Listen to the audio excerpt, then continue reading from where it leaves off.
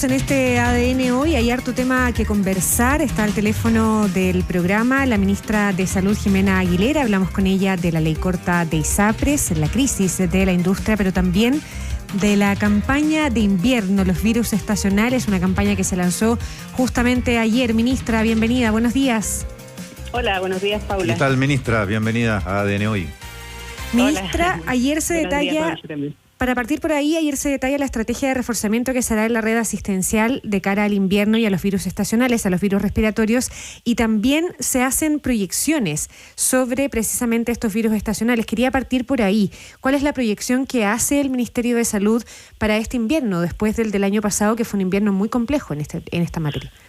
Así es, el invierno pasado vivimos una situación muy crítica porque la circulación fue muy alta y muy adelantada en el tiempo a lo que normalmente se espera.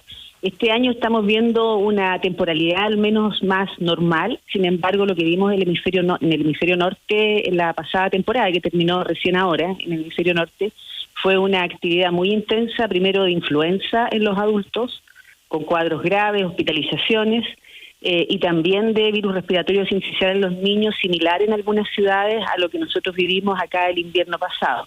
Eso nos llevó a nosotros, y de lo que vivimos ya el invierno pasado, los aprendizajes que hemos sacado, a tratar de conseguirnos este nuevo medicamento, el anticuerpo monoclonal, a tratar de adquirirlo para tenerlo disponible, y afortunadamente ya lo tenemos disponible, y a partir del 1 de abril hacemos el llamado a los padres de los niños que nacieron desde el 1 de octubre del año pasado a la fecha, que concurran a inmunizarse, y lo estamos aplicando también en maternidades. Hace 2 días fuimos a aplicar las primeras dosis a 2 niños, Santiago y Samantha. Samantha fue la primera a recibir el anticuerpo monoclonal en Chile, en el Hospital El Pino, y estamos muy contentos. Los pediatras están de fiesta porque en realidad es un medicamento, un anticuerpo, una defensa que protege inmediatamente al niño y a la niña, y que permite evitar cuadros graves por este virus que es bien complejo. Ese es el Nirsevimab, ¿no? Que inmuniza a recién nacidos contra el virus respiratorio sincicial, que es uno de los más peligrosos y más mortales, uno podría decir, durante el invierno. Ministra, ¿apunta el medicamento a bajar la gravedad de los casos, o hay una proyección que este invierno haya menos casos de virus sincicial en este grupo de la población? El medicamento es bien especial en el sentido de que ayuda a bajar la gravedad de la infección. Incluso lo que se vio en España y en Estados Unidos, en lugares donde se usó en forma poblacional, como lo vamos a usar nosotros, que incluso bajó la tasa de consultas en los servicios de urgencia, no solo la hospitalización y, por cierto, la muerte. Entonces tiene también ese efecto, y sin embargo permite que el virus circule, es decir, que los niños se infecten, teniendo un cuadro más leve, y eso también desde el punto de vista epidemiológico, yo soy epidemióloga, impide que se acumulen después susceptibles, o sea, que queden los niños cuando acaba el efecto del medicamento sin protección y se pueda producir un brote. Y eso también es bien relevante porque este medicamento se aplica durante la estacionalidad, se va a aplicar desde ahora hasta septiembre, que es el periodo en que circula el virus, y eso va a permitir que no tengamos brotes al término de la utilización del medicamento hasta el año que viene. Ministra, el año pasado se nos explicó, porque se produjo, según muchos médicos, no sé si llamarlo, cómo se llama técnicamente, pero como que a todos se nos alteró de alguna manera los mecanismos de defensa frente a este tipo de virus a raíz del COVID. De hecho, durante el COVID estuvimos todos tan guardados que no tuvimos otras cosas, ni siquiera nos resfriamos. Claro, y alergia. Claro, la inmunidad de la comunitaria disminuyó porque no hubo circulación del virus. Exacto. Y eso supuso entonces que el invierno pasado fuera como anómalo también en los periodos y en los traslapes que se produjeron entre los contagios de influenza con los mayores, el sincicial con los niños. Me acuerdo que ahí hubo explicaciones que tuvieron que ver con como que se nos recalendarizó en la etapa de los distintos virus del invierno. Este año ya tendría que ser más normal Uno esperaría que en la medida que nos vamos alejando del periodo de alta circulación de SARS-CoV-2 más pandémico, debería normalizarse. Sin embargo, el virus del COVID sigue existiendo, y en el caso nuestro, que estamos en el hemisferio sur, tiene un comportamiento distinto al norte. Nosotros tenemos más casos, hemos tenido más casos, más contagio en el verano.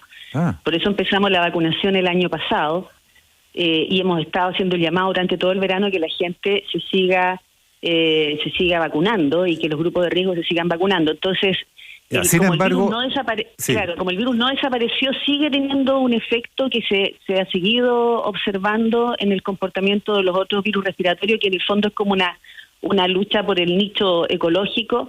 Los años que estuvimos más encerrados no circuló el virus y se produjo este efecto que yo mencionaba antes. Se acumuló la gente que no había tenido contacto, entonces todos se enferman al mismo tiempo y se produce la epidemia. Y en una estacionalidad incluso adelantada el año pasado. Ahora ahí se critica... complejo, así que hay que ver cómo sigue evolucionando. Hay una crítica ahí, ministra, a la falta de mensajes de comunicación de riesgo, e incluso de antecesores suyos que han planteado cómo se ha puesto tan poco esfuerzo, o el esfuerzo ha sido insuficiente de todos modos, para acelerar la vacunación. El otro día se entregaron cifras que daban cuenta de un 8 y fracción, 8,3 creo, de vacunados de los grupos que tenían que vacunarse. ¿Cómo va eso a la fecha? ¿Y qué llamados usted y cómo recoge esa crítica? Demasiado, como que todos nos relajamos, hay fatiga vacunatoria, pero estamos mal, ¿no? Pero esa fatiga vacunatoria también se extiende, por ejemplo, a la influenza u otro. ¿Cuesta más ahora? Cuesta más porque la gente ha recibido muchas inmunizaciones, algo que se está viendo también en otros países. Nosotros hemos hecho bastante esfuerzo, la verdad, en reforzar la campaña comunicacional. Ustedes ven que estamos con piezas en televisión, en radio, en la vía pública.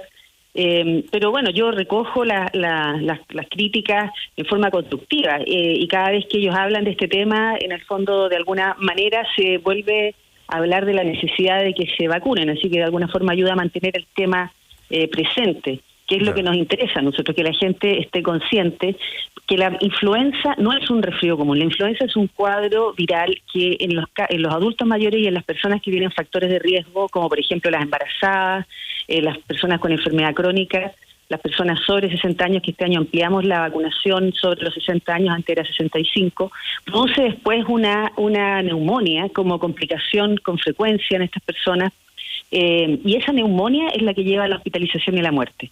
Y es una causa relevante de muerte en los adultos mayores, la neumonía, y el principal factor asociado a ello es justamente el contagio por influenza. Nosotros desde el año 2000, o sea, ya hace 24 años, empezamos a considerar la vacuna. Yo misma estaba trabajando en el ministerio como jefa de epidemiología, la vacuna de influenza como un bien público. Antes no era universal ni era gratuita para todas las personas, solamente se aplicaba a la gente de FONASA, de los tramos más vulnerables. Y en el año 2000, a raíz de la preparación para eventuales pandemias, empezamos a ampliar la vacunación y a considerarla dentro del paquete de vacunas universales y que son una inversión del Estado, así como ahora lo hemos hecho con el anticuerpo monoclonal, que también es gratuito. Es un medicamento que es de un costo bastante elevado. Si uno lo comprara, digamos, en el comercio, son más de $200 la dosis, y que va a ser entregado gratuitamente a todos los recién nacidos y a todos los niños menores de 6 meses que estén aquí en Chile y que se acerquen a los lugares de inmunización o que nazcan en las maternidades públicas y privadas en Chile. Eso para el sincicial que mencionábamos antes. Ministra, y esto nos lleva al tema de la mascarilla, para cerrar este tema e ir a lo de la ISAPRE.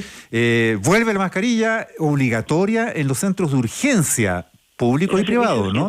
Pero aclaremos bien eso para la gente, porque no es que haya que ir a una consulta médica con mascarilla, ¿o sí? No.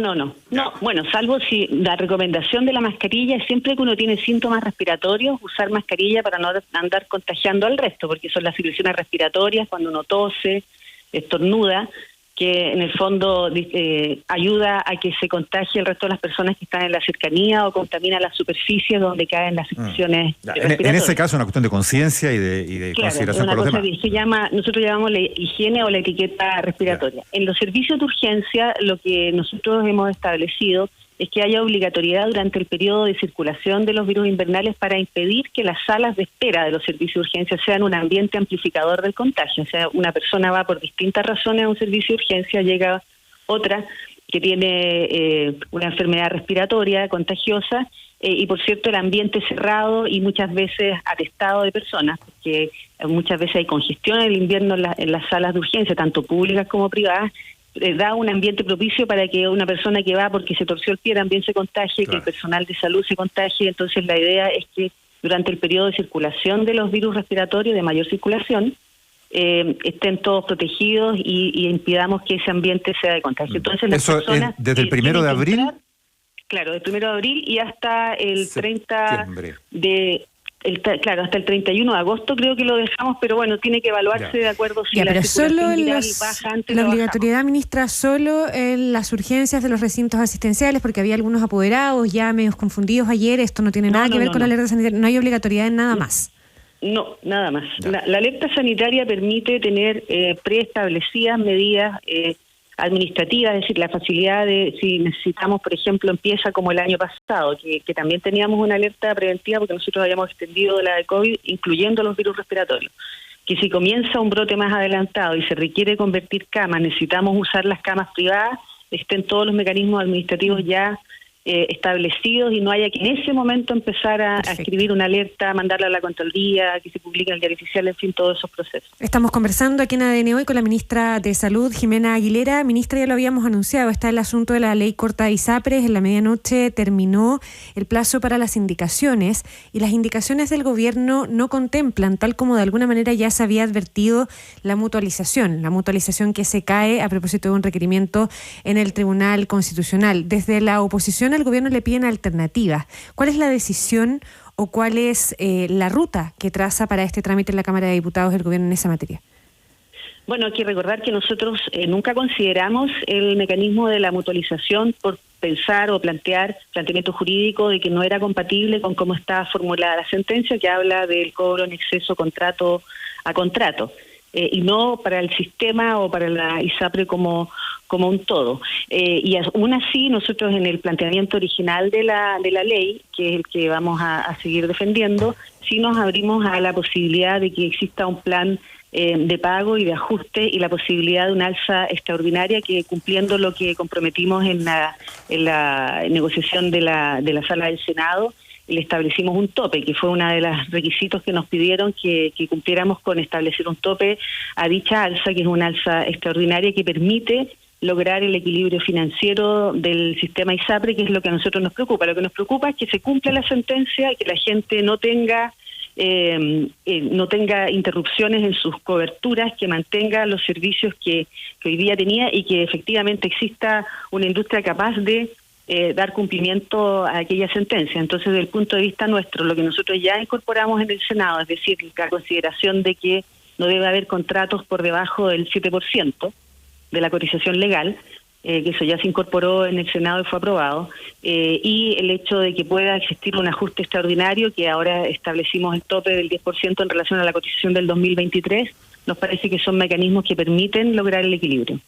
Ministra, ya, usted dice hay que cumplir y hay que hacer que el fallo se cumpla, y lo que distorsione el cumplimiento del fallo no puede correr acá, pero resulta que el fallo de la Corte Suprema es de noviembre de 2022. Entonces nosotros aquí hemos planteado este punto de vista críticamente, ¿no es cierto?, porque ha pasado tanto tiempo y no hay solución.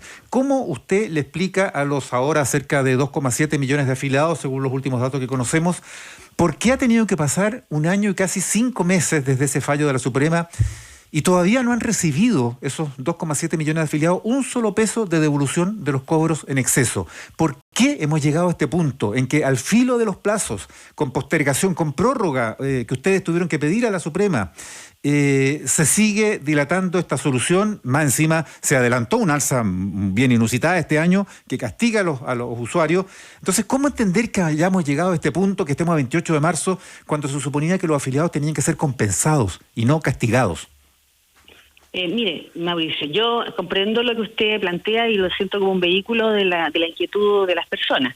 Pero en primer lugar, aquí hay 3 sentencias, la primera sentencia de la Corte Suprema se cumplió, que fue el tema de las alzas unilaterales del precio base. En ese momento se le devolvió lo que se había cobrado en exceso también a las personas por el periodo en que se había efectuado estas alzas, que no sé si usted recuerda, la Corte Suprema pidió que la Superintendencia estableciera un mecanismo de verificación de dichas alzas. Eso ya está cumplido y la gente a la que se le cobró en exceso recibió esa compensación. Tenemos la segunda sentencia, que es la de tabla de factores, que además solicitaba la suspensión o instruía la suspensión del cobro de los menores de 2 años. El cobro de los menores de 2 años ya está en vigencia y las personas que tienen niños pequeños saben que su plan disminuyó bastante de precio, en algunos casos hasta 80.000 pesos mensuales, y que eso se compensó a través de un prorrateo, lo que logramos en la ley de de reajuste que va acompañada del adelantamiento del reajuste anual, que eso es lo inusitado, fue que se adelantara el reajuste, pero reajuste anual hay siempre de los planes, eso está definido, y que ese prorrateo implicó que todas las personas de la misma cartera, aumentaran un cobro en alrededor de 1.000 pesos. Entonces esa parte también ya se cumplió. Después la sentencia referida a la prima de las garantías explícitas de salud, que la Corte ordenó retrotraer el cobro a la prima que se cobraba con anterioridad, eso se cumplió en diciembre, y a partir de enero muchas personas percibieron, especialmente en algunas ISAPRES que habían elevado mucho el cobro de sus primas GES, también percibieron esa alza, de manera que en este momento el 96% de las personas, de hecho, están pagando menos de lo que pagaban el año pasado. ¿Por qué nos hemos demorado en el tema de la tabla de factores? Porque el efecto financiero es muy complejo para la industria. Ya la sentencia GES bajaba el ingreso en un 12%. De hecho, de no haber adelantado nosotros el reajuste de junio a marzo, habríamos tenido al menos 2 ISAPRES con números con cifras rojas e intervenidas.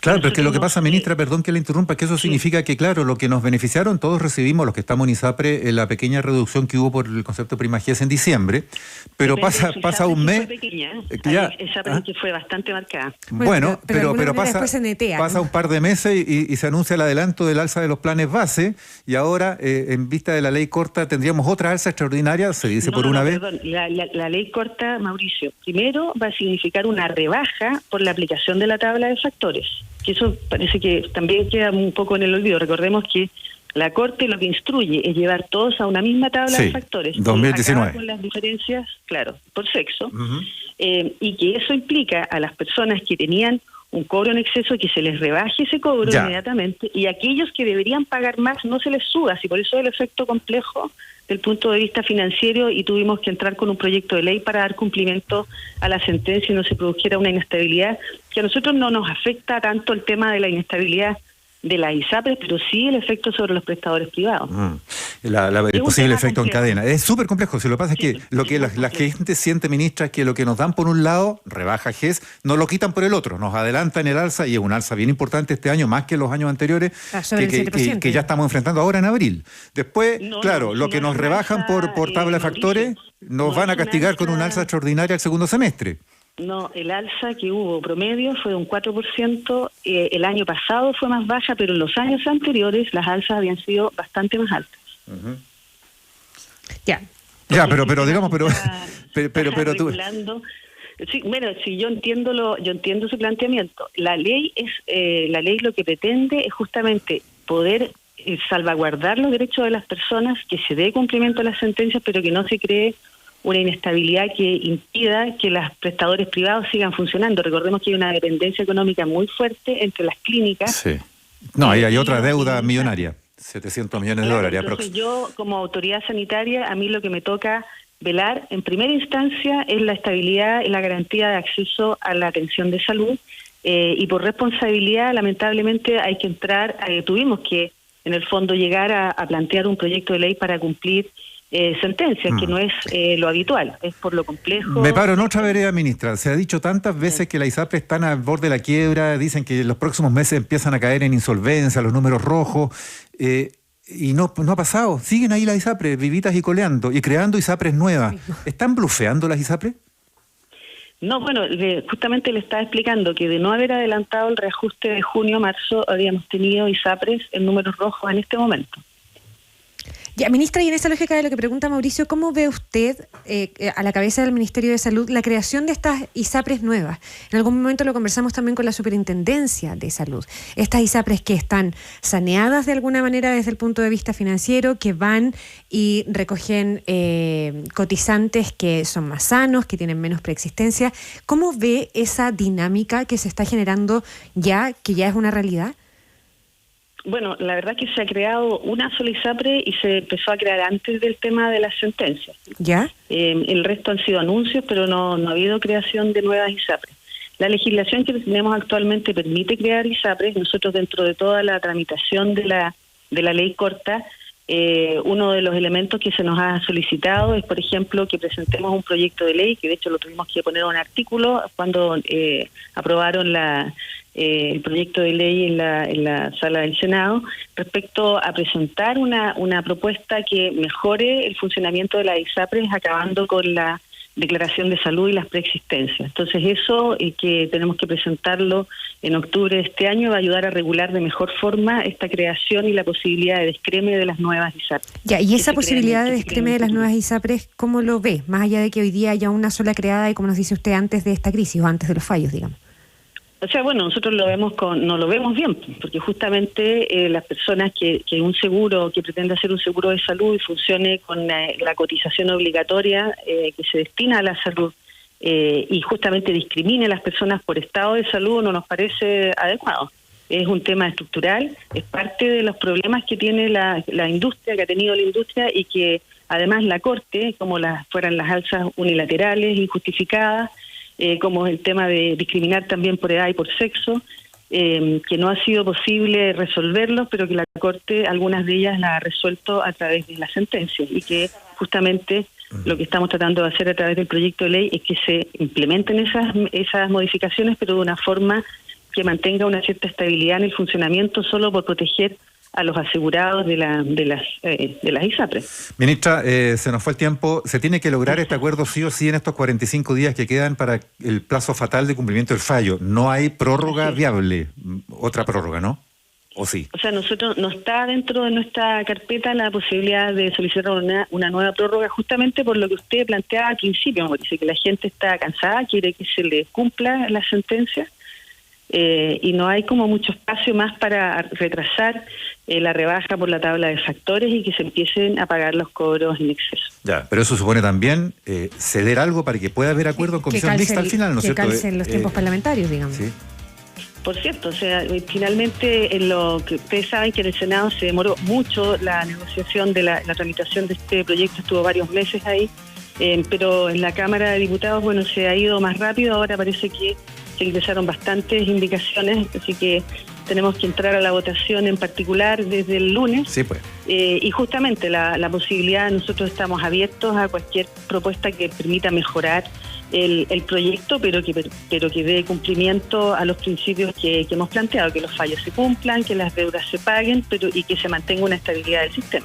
Ministra de Salud, Jimena Aguilera, muchísimas gracias por esta conversación con ADN hoy.